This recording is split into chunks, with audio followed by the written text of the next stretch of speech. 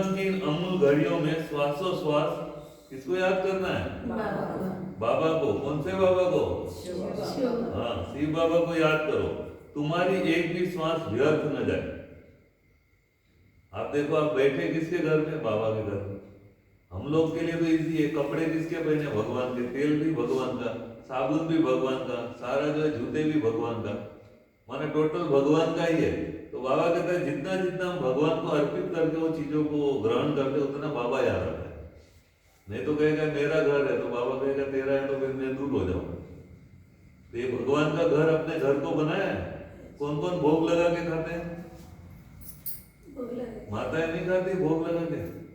अभी ये नियम बनाना है, भगवान को खिला के खाओगे तो आपकी बुद्धि भी शुद्ध होगी और घर के अंदर कभी नेगेटिविटी नहीं आएगी, क्योंकि जो जो भगवान को खिलाता है उसके अंदर शक्ति बढ़ जाती है। हमारे एक बहन थी, तो वो क्या है, पानी जैसे बाबा को भोग लगाते हैं ना, तो वो बहन जी पानी रख के गई। तो जो बहन थी विदेश के बड़े एक्सपर्ट होते हैं, उसने एक मशीन रखा हुआ था।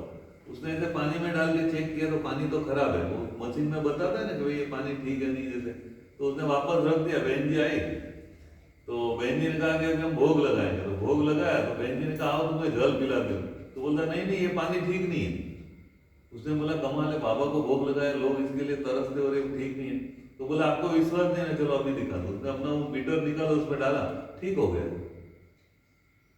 जो पानी बाबा को भोग लगा तुरंत उसने वापस मीटर डाला, तो बोला ये कैसे हो गया? अभी तो मैंने चेक किया था खराब था, इसके अंदर कुछ होता है, लेकिन बाबा को भोग लगा वो ठीक हो गया। तो बाबा भी कहता है कि हम जो भोजन को भोग लगाते वो चार्ज हो जाता है। आपके घर के जो मेंबर खाएंगे उनकी भी वो रक्षा करेगी। जब तक वो भोजन उसके अंदर पेट में है ना, कोई भी नेगेटिव एनर्जी बाहर कहीं भी जाएगा, अप्रिय घटनाएं नहीं घटेगी। और घटेगी तो भी निश्चित रहेगा। अगर किसी का शरीर भी छूटा तो भी वो निश्चित होकर छोड़ेगा, उसके जीवन में दर्द नहीं होगा। तो इसलिए हमें चाहिए, बाबा कहता है कि बाबा से प्यार है हमारा। ये संगम युग पे श्वासोश्वास याद करने का मतलब क्या है? सबसे इंपॉर्टेंट है भोजन। भोजन से खून बनता है और खून से शरीर चलता है। तो हमारे अंदर खून किसका है? खून चढ़ा है नहीं चढ़ा है? सबके अंदर किसका खून है? बाबा का। अगर बाबा की याद में बना हुआ भोजन करेंगे तो बाबा का खून है। तो बाबा का खून अगर हमारे अंदर है तो श्वासोश्वास किसकी याद आएगी? कोई गलत काम करते तो हम कहते नहीं किसका खून है भाई? बोलते हैं नहीं बोलते? गलत काम करने वाले को बाबा का नहीं बोलना। जो अच्छे काम करते हैं तो कहते हैं सचमुच जिसका बाप बड़ा अच्छा हो। तो बाबा कहता है कि हमारे को भी श्वासोश्वास बाबा को याद करना है। आज का प्रश्न है, इस समय तुम्हारा मनुष्य जीवन बहुत वैल्यूबल है। कैसे? मनुष्य तो इस दुनिया में सभी है, लेकिन आपका जन्म बाबा कहता है कि बहुत वैल्यूबल है। आपका जीवन वैल्यूबल है? क्यों? बाबा में। हाँ, आपका माता जी वैल्यूबल है? क्यों? बाबा में है। आपका? हाँ। सभी का वैल्यूबल है? सभी का एक ही उत्तर है। देखो बाबा ने कहा इस जीवन में तुम बाप के बच्चे बन बाप से पूरा वर्षा लेते हो। तो इस जीवन में किसके बनते? भगवान के। और उससे जो है पूरा वर्षा लेते हैं। कोई साधु सन्यासी से कुछ सीखेगा, कोई रामदेव बाबा से कुछ सीखेगा, वो प्राणायाम सिखा देगा, सब कुछ सिखा देगा, लेकिन प्राण परमात्मा से तो मिलाता नहीं है। तो बाबा कहते हैं तुम बहुत लकी हो, किसी भगवान से मिलते नहीं हो, लेकिन क्या करते हैं साथ में? भगवान से मिलने के साथ साथ भगवान का वर्षा लेते हैं। लोग बाबा बाबा तो बहुत करते हैं, दुनिया के अंदर भी बहुत है, भगवान भगवान का इतना जोर जोर से चिल्लाते हैं, लेकिन भगवान के गुण उसमें आते हैं? नहीं आते। तो इसलिए कबीर कहता है तुम्हारा भगवान बहरा है क्या जो इतना चिल्ला चिल्ला के बोलते हो? है ना, अल्लाह अकबर, अल्लाह जोर जोर से चिल्लाते, तो भगवान को सुनाई नहीं देता कि इतने जोर से चिल्लाते। इसलिए बाबा कहता है कि हमें जो है कि ये जीवन जो है इसके अंदर भगवान मिला है, प्लस भगवान के वर्षे को हम लेते हैं, ये इंपॉर्टेंट है। खाली भगवान मिला हो तो कोई व्यक्ति को कुछ चीज मिल जाए और बुद्धू हो तो उसकी वैल्यू कम रहती है। इस मनुष्य तन में पुरुषार्थ कर तुम कोड़ी से क्या बन रहे हो? हीरे जैसा बन रहे हो। बेगर से ट्विन, इन साल्वेंट से 100% साल्वेंट बनते हैं। इसलिए तुम्हें इस समय को व्यर्थ नहीं गंवाना है। व्यर्थ जाता है पूरा दिन में। हर श्वास बाप की याद में रहकर सफल करना है। कर्म करते भी क्या करना है? बाबा को याद करना है। आज का गीत क्या है? यह वक्त जा रहा है, तो क्या करना है? वक्त जा रहा है तो इसको सफल करना है। अच्छा, अभी बाबा की मुरली अच्छी तरह से सुनना, ठीक है? कान खुले ना बराबर? हाँ। ओम शांति। यह जो इस समय मनुष्य का जीवन है, इनको अमूल्य कहा जाता है। बच्चे भी समझते हैं और बाप भी समझाते हैं कि यह तुम्हारा अंतिम मनुष्य जन्म है। यह बहुत वैल्यूबल है, इनका मूल्य कोई कर नहीं सकता। वैसे यह टाइम भी बहुत वैल्यूबल है, तुम बच्चे जानते हो। अब कौड़ी से हीरे जैसा बेगर टू प्रिंस इन सॉल्वेंट से 100% सॉल्वेंट बन रहे हैं। यह तुम्हारा मनुष्य धन बहुत वैल्यूबल है, जबकि बाप के बच्चे बने हो और मनुष्य को वैल्यूबल नहीं है। तुम बच्चों का इस समय अपना श्वास व्यर्थ नहीं गंवाना चाहिए। कैसे सफल करना चाहिए सो तो बाप समझाते हैं। श्वासों श्वास बाप को याद करो। मनुष्य भक्ति मार्ग में अनेक प्रकार के सिमरण करते हैं, वह अनेकों की व्यभिचारी याद। तुम बच्चे एक बाप के सिवाय और किसी को याद नहीं करते। समझते हो हमारा श्वास व्यर्थ न जाए। श्वासों श्वास कोशिश कर बाबा को याद करना है। ऐसे डायरेक्शन मिलते हैं, इसमें कोई जाप आदि नहीं करना है। हमारा स्वधर्म ही है आवाज से परे जाना। इस शरीर द्वारा हम पाठ बजाते हैं। आत्मा असुख शांति धाम की रहने वाली है, यह भी हमारे सिवाय कोई कह न सके। हम असुख शांति धाम के रहने वाले हैं। कोई पूछे तुम कहाँ के रहने वाले हो? कहाँ के रहने वाले आप सब? सातगांव के? सातगांव के नहीं है पक्का? तो कहाँ के रहे? तो तुम कहेंगे हम आत्मा शांति धाम के रहने वाली है। बाकी यहाँ के लिए पूछते हो तो यहाँ फलानी जगह के रहने वाले। शांति धाम से यहाँ आकर शरीर लेकर पाठ बजाना ही है। अभी यह है मृत्यु लोक का अंतिम जन्म। हमें श्वासों श्वास व्यर्थ नहीं गंवाना चाहिए। जो लोग बहुत फास्ट रखते हैं उनको कहना है क्यों तुम टाइम वेस्ट करते हो? कोई लोग उपवास करते हैं ना, तो उसको क्या कहना है कि भाई तुम क्यों टाइम वेस्ट करते हो?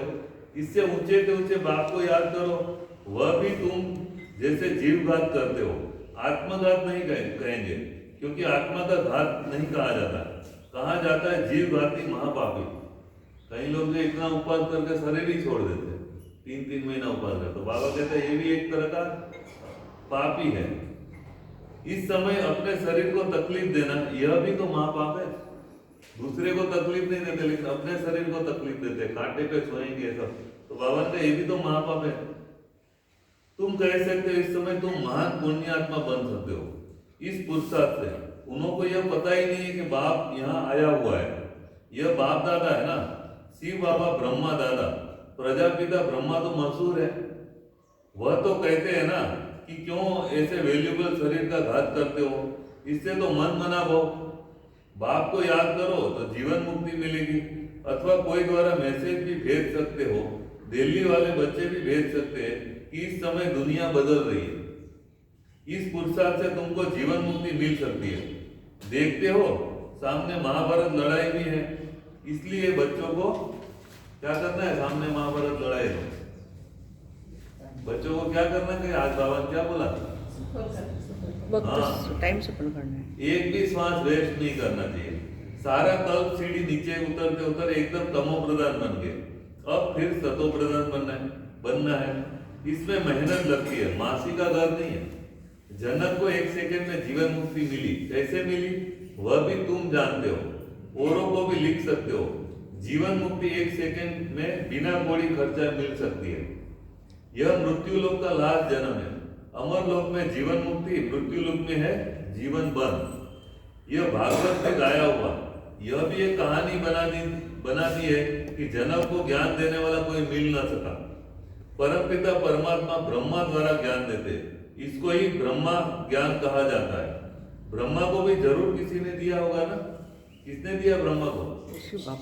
ज्ञान सागर तो परमपिता परमात्मा है, वह ब्रह्मा द्वारा आकर देते हैं। त्रिमूर्ति चित्र द्वारा तुम अच्छी तरह समझा सकते हो। कोई भी अंदर आते हैं तो उनको पूछो बोर्ड पढ़ा, क्या लिखा हुआ है? बीके प्रजापिता ब्रह्मा के बच्चे ठहरे। प्रजापिता को सिर्फ कुमारियां ही होगी क्या? जरूर कुमार की होगी। तो हमारी यह फैमिली हो गई। ब्रह्मा बाप है। ब्रह्मा किसका बच्चा? किसका बच्चा? शिव बाबा का। इन द्वारा स्थापना कर रहे हैं। यह फैमिली की फैमिली भी है, पाठशाला की पाठशाला भी है। सर्व का सद्गति दाता तो एक ही बाप है, वही यहाँ दुनिया स्थापन कर रहे हैं। तो जरूर डेविल वर्ल्ड खत्म होगा। राइज और फॉल भारत का ही होता है। भारत ही हेविन से हेल एकदम ऊंचे से नीच बनता है। हेविन माना नई दुनिया। बुद्धिमान जो होंगे वह समझेंगे बरोबर आदि सनातन देवी देवता धर्म था। तुम लिखते हो कि डिटिज्म कैसे स्थापन हो रहा है, एक सेकेंड में जीवन मुक्ति कैसे मिलती है। आकर समझो, अभी यह पुरानी दुनिया है, वह बदलकर नई दुनिया बन रही है। इसलिए यह अंतिम जन्म बहुत वैल्यूबल है, इनका बहुत महत्व है।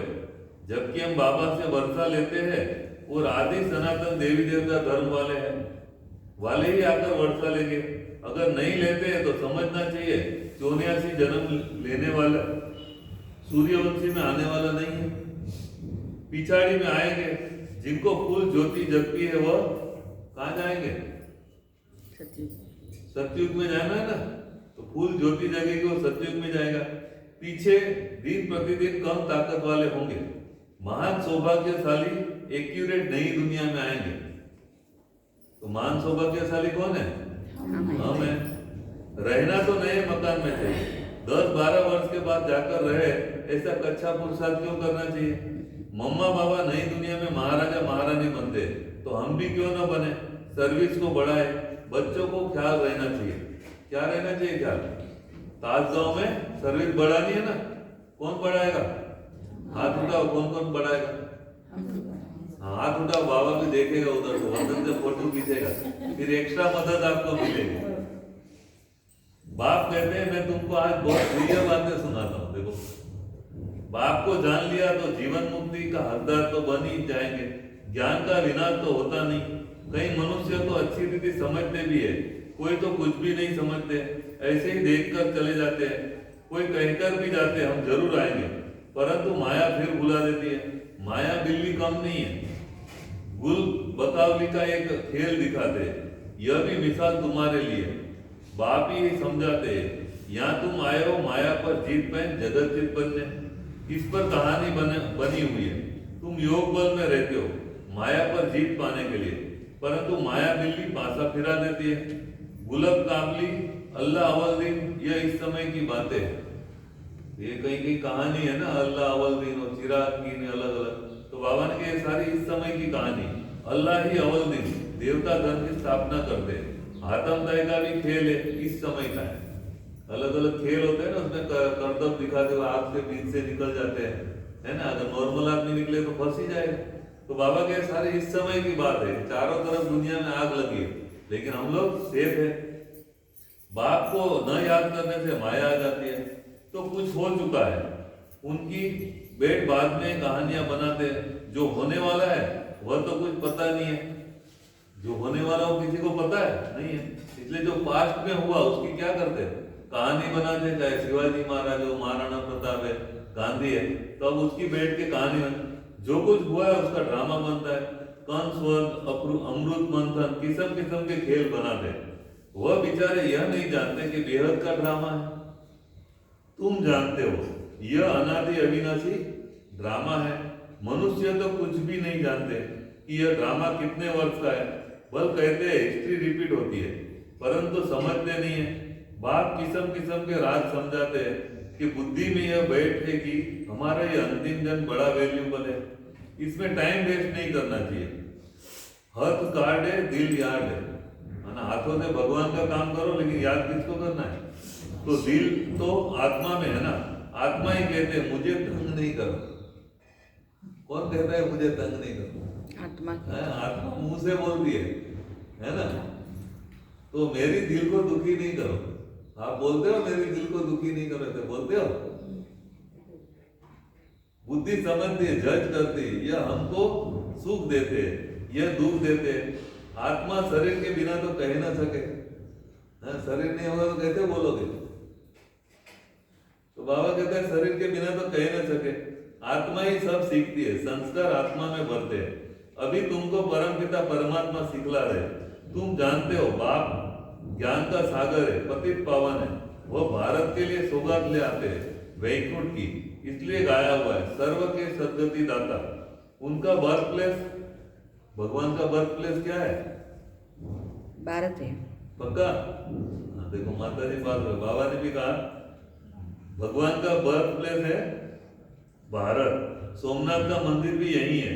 शिव बाबा आया था तब तो उनका यादगार मंदिर बनाया। वो कब आए, क्या करके गए, यह नहीं जानते। लक्ष्मी नारायण थे, फिर कहाँ गए, वह थोड़ी समझते हैं कि वह इस पतित दुनिया में ही है। लक्ष्मी नारायण का मंदिर है, वो कहाँ गए? तो बाबा कहता वो यही है, किसी को भी पता नहीं है। सतो प्रधान थे, फिर चक्र लगाकर तमो प्रधान बने। नाम रूप तो बदल जाता है, हर जन्म में फीचर्स बदल जाते हैं। यह बना बनाया ड्रामा है, इसमें जरा भी फर्क नहीं पड़ता। फीचर्स एक न मिले दूसरे से। बाबा को बच्चों पर रहम पड़ता है कि बच्चे अपने आप को जान ले। मालूम तो पड़ता है ना, बीके उसी को पाते रहेंगे। एक दिन यह भी आएगा जो फेरा पहनते रहेंगे। तुम्हारी प्रदर्शनी में सब आएंगे। दिन प्रतिदिन नाम बाला होता जाएगा। क्या बोला है? वो दिन कब आएगा? बाबा ने भविष्यवाणी की है कि बुद्धि को पाते रहेंगे। यह भी ऐसा भी दिन आएगा, सबको मालूम पड़ता है कि बीके बुद्धि को पाते रहेंगे। एक दिन यह भी आएगा जो फेरा पहनते रहेंगे। यहाँ जो है ना, जैसे मंदिरों में लाइन लगती है ना गणेश जी की, ऐसे यहाँ बाबा कहते हैं फेरी लगाने आएंगे कि चलो भगवान ही आया, इन्होंने तो भाग्य, हम चक्कर तो लगा के आए। फेरा पहनते रहेंगे। तुम्हारी प्रदर्शनी में सब आएंगे। किसकी प्रदर्शनी में आएंगे? तो प्रदर्शनी लगानी है, अभी सबको समझाना आता है ना। देखो बाबा ने बोला है, तो अभी वो दिन लाने वाले कौन है? हम है। होता जाता है। बाबा ओपिनियन की भी किताब छपाते हैं, वह भी काम में आएगी। बहुतों को भेज देनी पड़ेगी। बच्चे जो सर्विसेबल है उनका सारा दिन ख्यालात रखने पड़ते हैं। वह जट कहेंगे बल बीके आकर मिल सकती है। भूख हड़ताल रखते हैं, 10-12 दिन के बाद कमजोर हो जाते हैं, फिर इतनी बात नहीं कर सकते। दुनिया में जो है लोग भूख हड़ताल करते हैं तो आवाज निकलती है? नहीं निकलती। तुम्हारी बात को समझेंगे और कहेंगे कि बराबर जीवन मुक्ति पाने का यही रास्ता है। अब 10-20 दिन उपवास की आवाज ही नहीं निकले तो जीवन मुक्ति क्या पाएंगे? तो सर्व का सद्गति दाता तो एक ही बाप है, बाकी सब है भक्ति मार्ग के गुरु। गुरु तो बहुत हो गए। स्त्री का पति भी गुरु है, कथा सुनाने वाले को भी गुरु कहते हैं। यह सब समझने की बात है। बच्चों का माथा बहुत विशाल होना चाहिए सर्विस के लिए। विशाल माथा है ना, देखा ना गणेश जी का माथा बड़ा है, तो बाबा कहते हैं बच्चों का भी माथा कैसा होना चाहिए? बड़ा होना चाहिए सर्विस के लिए। बाप को याद कर रावण पर विजय पानी है। श्वास व्यर्थ नहीं गवाना। जो समय बर्बाद करते हैं उनको बेसमझ कहा जाता है। बाप कहेंगे किसका जीवन हेरिया जैसा बनाने का तुम सर्विस नहीं करते हो। कितना वेस्ट ऑफ टाइम है, वेस्ट ऑफ एनर्जी करते हो, कुछ भी समझते नहीं। इसलिए पत्थर बुद्धि कहा जाता है। इसमें सारी योग की बात है। बाप को याद करो तो और वर्षा लो। यह अर्थ कभी कोई समझ न सके। वह तो ब्रह्म को याद करते हैं। बाप कहते हैं मुझे याद करो तो विकर्म विनाश हो गए। ब्रह्म कोई पतित पावन है क्या? किसी स्थान को याद करने से क्या होगा? चाहे वैष्णो देवी करो, चाहे बाबा कहते हैं उससे क्या होगा? जो हनुमान जी के गुण है उसको धारण करो। तो परमात्मा को जो है कि याद तो करते हैं, उससे जहां वो रहता है उसको याद करने से क्या होगा? उसके अंदर जो रहने वाले हैं उसको याद करो तो कुछ फायदा होगा। तो ब्रह्म को पतित पावन है क्या? पतित पावन तो परमात्मा है। ब्रह्म कैसे हो सकता है? बेचारे बहुत भूले हुए हैं। बाप बच्चों को फिर भी कहते हैं बच्चे टाइम वेस्ट नहीं करो, बाबा को याद करो। बाबा जानते हैं कई बच्चे दिन रात बहुत टाइम वेस्ट करते हैं, सारा दिन कुछ पुरुषार्थ नहीं करते। बाबा अपना मिसाल भी बताते हैं। भोजन पर बैठते हैं तो बाबा को याद करते हैं। हम दोनों इकट्ठे खाते हैं। शरीर में दो आत्मा है ना, याद करते करते बाबा भी अपना अनुभव सुनाते हैं। ब्रह्मा बाबा खाता है तो क्या करता है कि भाई इसमें शिव बाबा भी है, फिर याद करते करते फिर भूल जाता हूँ। देखो बाबा भी कभी कभी भूल जाता है, बोला इसमें भगवान है फिर भी मैं भूल जाता हूँ। और ख्यालात आते जाते हैं, क्योंकि हम बैठे हैं ना यहाँ भी, तो भी बहुत सारे मन में ख्यालात चलते हैं। इनके ऊपर जवाबदारी बहुत है। ब्रह्मा बाबा का क्यों ख्यालात चलते हैं, बहुत जिम्मेदारी है। वो बच्चा कहाँ गया, कैसे सर्विस बढ़ाई जाए। सबको नींद अच्छी आती है? जिन को नींद अच्छी आती है आप बताओ। सबको आती आती है, बाकी को नहीं आती। इसको आता हो जिसको अच्छी नींद आती है। तो बाबा भी मम्मा को पूछते थे, जिसको अच्छी नींद आए तो सभी हाथ उठाते। तो बाबा कहता है देखो ये तुम्हारे बच्चे। वो बापू गांधी कहता था जब तक देश आजाद नहीं हो तब तक आराम आराम है। इनके ऊपर इतनी बड़ी जिम्मेदारी और इनको नींद आती है, तो नींद आनी चाहिए, नींद खुल जानी चाहिए, इतनी बड़ी जिम्मेदारी आप पे। तो बाबा इसलिए कहते हैं तुम्हारे पे, ब्रह्मा बाबा पे जिम्मेदारी कितनी है। वो बोलते हैं मेरी नींद फीट जाती है, और एक बच्चे पे इतनी बड़ी जिम्मेदारी, और बच्चे कहते हैं बढ़िया नींद आती। तो अभी नींद बढ़िया नहीं आनी चाहिए। बाबा की याद, बाबा की सेवा के सिवा रात दिन एक करके हमें क्या लाना है इस दुनिया में, किसकी जिम्मेदारी है? हाँ हमारी। इसलिए ज्यादा नींद नहीं करना अभी, ठीक है। अमृत वेले उठे थे ना सभी। हाँ, तो बाबा ने कहा बहुत ख्यालात आते हैं, इसलिए बाबा कहते हैं तुम जास्ती याद में रह सकते हो। इनको तो मेहनत करनी पड़ती है। हमेशा समझो शिव बाबा समझ, उनको याद करो। ब्रह्मा को याद करने से शिव बाबा भूल जाएगा। बच्चों को पहले अपना ही कल्याण करना है, फिर दूसरे का। कहीं ये ऐसे है दूसरों का कल्याण करते करते अपना नहीं करते, औरों को आप समान बनाते, खुद गुम हो जाते। वंडर है ना, यह भी तुम समझाते हो, तुम अनुभव भी सुनाते हो। कोई सत्संग आदि में थोड़ी समझाते हैं। कोई सत्संग में मंदिर में कभी कोई अनुभव सुनाता है, देखा? बस वहां तो तिलक करके निकलो बाहर, कोई को अनुभव सुनाने का मौका ही नहीं देता। तो बाबा कहते हैं यहाँ पर अनुभव भी सुनाते हो, कोई और सत्संग आदि में थोड़ी समझाते हैं। यहाँ भी नंबरवार धारणा होती है, ये नॉलेज बुद्धि में धारण की जाते हैं। गाते हैं भर दो झोली, ये नॉलेज तो बुद्धि में भर जाएगी, वह झोली में। ये नॉलेज किस में भरेगी, बुद्धि में या झोली में? बुद्धि में। हाँ, वो झोली की बात नहीं है, ये बुद्धि रूपी झोली की बात है। तो पारस बुद्धि और पत्थर बुद्धि गाया जाता है। तुम्हारा ये जीवन बहुत वैल्यूबल है, इसमें पुरुषार्थ की बहुत जरूरत है। गृहस्थ व्यवहार में रहकर सब कुछ करना है। सरकमस्टांस देखे जाते हैं, बल कुमार है, देखा जाता है सर्विस अच्छी कर सकते हैं तो छुड़ा भी लेते हैं। बाबा ने कहा कहीं अगर कुमार है अच्छी सर्विस है, तो बाबा कहता है अभी छोड़ो घर बार, बाबा की सेवा में लग जाओ, तुम्हारी जरूरत है, तो घर भी छुड़ा देते हैं। हर एक का सरकमस्टांस देखकर फिर राय दी जाती है। सर्जन न देखे बिना राय न दे सके, यह है अविनाशी सर्जन। आत्मा को मन मना भाव का इंजेक्शन लगाते हैं। इनका यह एक ही इंजेक्शन है जो 21 जन्म के लिए एवर हेल्दी बना देगा।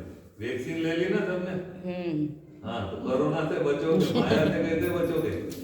है तो तुम आप भी अभी एक फॉर्म बनाओ कि भाई हम भी वैक्सीन देते हैं। तो बोलेगे किस चीज की? तो रावण से बचने की वैक्सीन, है ना?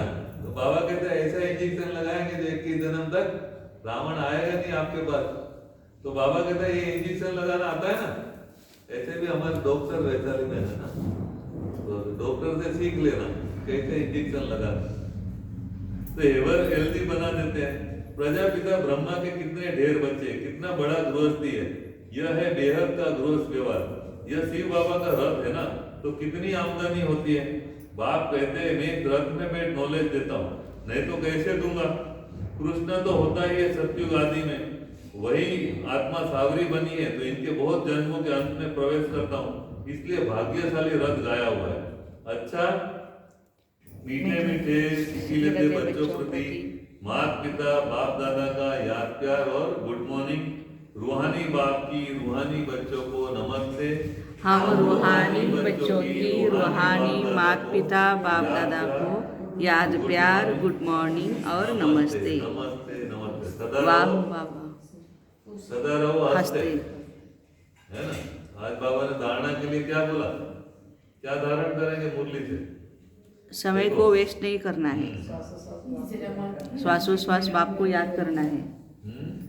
हे अंतिम जन्म म्हणजे मला ही जन्म शेवट सांगत आहे शिव। और माता जी कौन सी पॉइंट याद रही है? बाप को भूलना नहीं है, बाप को याद करना। Very good. और अपना जन्म बहुत पहले बोले, वाह, बाप को याद करना है। ये तो एकदम होलसेल मंत्र है। होलसेल बात है। सब मुरली में आता ही है। बाबा ने स्वर की बात से लाई है। हाँ? बाबा ने स्वर की बात से लाई है। हाँ, आज बाबा ने कहा भविष्य में क्या होने वाला बताया बाबा ने कि हमको क्या करना है, प्रदर्शनी लगानी है। तो प्रदर्शनी लगाने के लिए तैयार है? समझाएंगे सभी बहन जी, प्रदर्शनी लगाएंगे फिर तो प्रदर्शनी लगाएंगे तभी भाग्य बनेगा। आज भगवान ने बोला ऐसा भी दिन आएगा यहाँ फेरी लगेगी। अभी ये समय है जो क्योंकि अभी फिर पता नहीं कोरोना कब आ जाए क्या। देखो 2 साल तो बिठा दिया ना, कभी सोचा था किसी ने? तो बाबा ने कहा ऐसा भी समय आएगा घर से बाहर नहीं निकल पाए, हुआ ना। तो इसलिए अभी जो समय मिला है थोड़ा बहुत खुला, उसमें जितनी सेवा हो सके उतना कुछ अच्छा प्लानिंग बनाना चाहिए, कहीं ना कहीं प्रदर्शनी कहीं कुछ। तो देखो आज बाबा ने धारणा के लिए क्या कहा है, अपना तथा दूसरों का जीवन हीरे जैसा बनाने की सेवा करते रहना। लोग सेवा तो बहुत करते हैं, लेकिन कोई हीरे जैसा जीवन बनाने की सेवा करता है? कोई कपड़ा दे देगा, कोई ठंडी में शॉल दे देगा, है ना। बाहर में बहुत लोग हैं सेवा करते हैं। कोई गाय को घास खिलाते हैं, वो समझते हैं हम सेवा कर रहे हैं। कोई चिड़िया को दाना डालते हैं, है ना। कोई चींटियों को आटा डालते हैं। तो बाबा ने कहा ये सेवा नहीं है। वास्तव में सेवा क्या है? दूसरे के जीवन को हीरे जैसा बना देना, ये सेवा है। टाइम मनी एनर्जी बर्बाद नहीं करना है। तो बाबा ने कहा एक तो टाइम और दूसरा मनी। धन कितना वेस्ट होता है, वहां दे आते हैं, क्या फायदा। तो बाबा कहता है कि हमारा समय और मनी दोनों परमात्मा कार्य में सफल करना है, उसको बर्बाद नहीं करना है। तो अपना दूसरों का जीवन हीरे जैसा बनाने की सेवा करते रहना, टाइम मनी एनर्जी बर्बाद नहीं करना। दूसरा है दूसरों का कल्याण करने के साथ साथ अपना भी कल्याण करना है। बुद्धि रूपी झोली में ज्ञान रत्न धारण कर दान भी करना है। धारण कर रहे हो ना रोज दान, तो ये ज्ञान का क्या करना है? दान करते हैं रोज। अपने आसपास जो आते हैं उनको ये सुनाओ कि आज बाबा ने ये बोला। अच्छा, आज का वरदान है प्रारब्ध की इच्छा को त्याग अच्छा पुरुषार्थ करने वाले श्रेष्ठ पुरुषार्थी भव। तो प्रारब्ध की इच्छा को त्यागने का मतलब क्या है? क्या मतलब है प्रारब्ध को त्यागने का मतलब? इच्छा को त्याग अच्छा पुरुषार्थ करने वाले श्रेष्ठ पुरुषार्थी भव। तो प्रारब्ध क्या है? कई लोग क्या है, कुछ भी काम करेंगे ना तो पहले से मन में रखते हैं कि बहन जी ये देगी, फलाना देगी, फिर नहीं मिलता है तो फिर तो बाबा ने कहा ये इच्छा नहीं रखो, बहन जी सम्मान देगी, बहन जी हमें स्टेज पे बिठाएगी, ये इच्छा बाबा ने कहा गलत है। हमारा काम क्या है? प्रारब्ध की इच्छा नहीं रखो। लोग कुछ भी काम करते हैं ना पहले इच्छा रखेंगे कि मुझे टोली मिलेगी, मुझे ये मिलेगी, बहन जी मेरा रिस्पेक्ट करेगी। बाबा ने कहा नहीं, इसका त्याग करो। प्रारब्ध की इच्छा को त्याग अच्छा पुरुषार्थ करना। बहन जी रिस्पेक्ट दे तो भी ठीक है, ना दे, हमें अपना काम एक्यूरेट करना है। तो ये है इसका मतलब। तो बाबा ने कहा श्रेष्ठ पुरुषार्थी उनको कहा जाता है जो पुरुषार्थ की प्रारब्ध को भोगने की इच्छा नहीं रखते। दुनिया में देखो लोग झाड़ू भी मारते हैं तो उसको कहते हैं फोटो खींचो, भाई कल पेपर में आए कि मैंने झाड़ू 1 मिनट पकड़ेगा 1 मिनट, लेकिन फोटो में न्यूज ऐसे छपेगी जैसे पूरी दुनिया सफाई करे। तो बाबा ने कहा ऐसी प्रारब्ध की इच्छा से नहीं करना है। श्रेष्ठ पुरुषार्थी उनको कहा जाता है जो पुरुषार्थ की प्रारब्ध भोगने की इच्छा नहीं रखते। जहां इच्छा है वहां स्वच्छता खत्म हो जाती है। बाबा ने कहा कोई भी प्रकार की इच्छा है तो फिर स्वच्छता खत्म हो जाती है और वो सोचता सोचने वाला बन जाता है। माना इच्छा होगी तो फिर सोचने वाला बन जाता है। जो यहाँ ही प्रारब्ध भोगने की इच्छा रखते हैं वो अपनी भविष्य कमाई जमा होने में कमी कर देते हैं। हमको सतयुग में महल बनाना है, यहाँ बनाना है, सतयुग में महल बनाना है। हाँ, तो यहाँ किसके लिए काम करना है? किसके लिए काम करना है? भगवान के लिए। भगवान के घर को यहाँ बड़ा करो। जितना यहाँ भगवान का घर बड़ा होगा सतयुग में महल उतना ही बड़ा मिलेगा। तो बाबा कहते हैं अपनी भविष्य कमाई जमा होने में कमी कर देगा। अगर यहीं पर प्रारब्ध भोगने की इच्छा होगा, आपका मकान बड़ा बनेगा, बाद में भूकंप आएगा तो क्या होगा?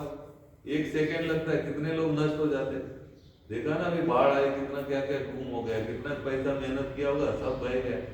तो अभी यहाँ भी दीदी कल सुना रही थी, यहाँ पर भी कुछ हुआ था बीच में, तो 100 लोगों को यहाँ रखा था। बोला 100 ब्राह्मण यहाँ आके रहते, इतनी छोटी जगह में। मैंने कहा 100 लोगों को रखा कैसे?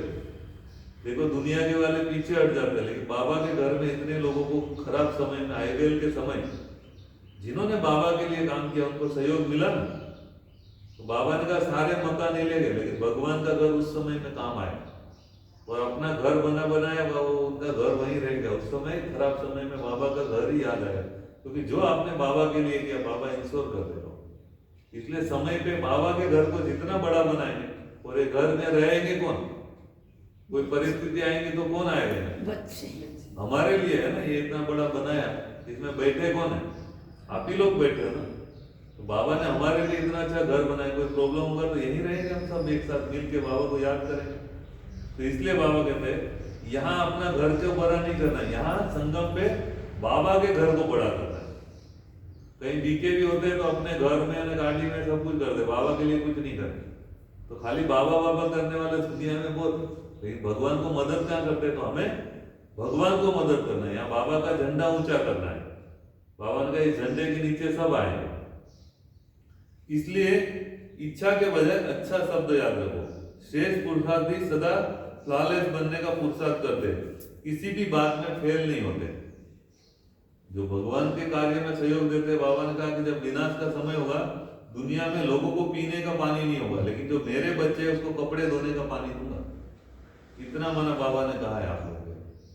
तो इसलिए हमें चाहिए कि किसी भी बात में आपको फेल नहीं होने देगा अगर भगवान के लिए किया हुआ है। आज का स्लोगन है साधन कमल पुष्प बनकर यूज करो, क्योंकि यह आपके कर्म योग का फल है। कोई भी साधन को हम यूज करते हैं तो कमल पुष्प के समान कमल पुष्प बनकर यूज करो, क्योंकि आपके कर्म योग का फल है।